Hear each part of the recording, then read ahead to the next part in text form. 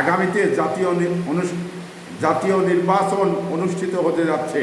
এই নির্বাচনে যে সমস্ত রাজনৈতিক দল নির্বাচন করার জন্যে মনোনয়ন দিবেন এবং নির্বাচনে খাড়াবেন, তাদের ক্ষেত্রে আমি জনগণের কাছে যেটি বলতে চাই, বাংলাদেশের জনগণ যাকেই যেভাবেই ভোট দিন, একটু ভোট দেওয়ার আগে চিন্তা ভাবনা করতে হবে, যাতে এই ব্যক্তিকে ভোট দিলে বাংলাদেশের ক্ষতি হবে সে ব্যক্তিকে ভোট দেওয়ার কোনো প্রয়োজন নেই।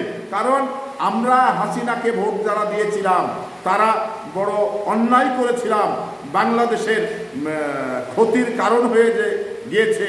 কারণ এই ভোট আপনি দেওয়ার জায়গাতেই দিতে হবে।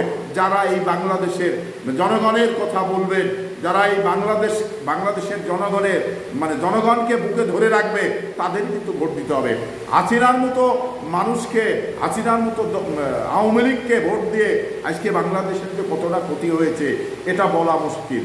কারণ এই একটা দেশের প্রধানমন্ত্রী হয়ে যখন জনগণের বুকে গুলি চালাতে বলতে পারে এবং জনগণকে তাক করে আগ্নেয়াস্ত্র ধরতে পারে তার নির্দেশে, তো তাহলে সেই প্রধানমন্ত্রী আমরা কি আর আগামীতে চাইব না? তো এই যতগুলো রাজনৈতিক দল ভোট করতে তারা মাঠে আসবেন, তাদের বিচার বিশ্লেষণের দায়িত্ব জনগণের।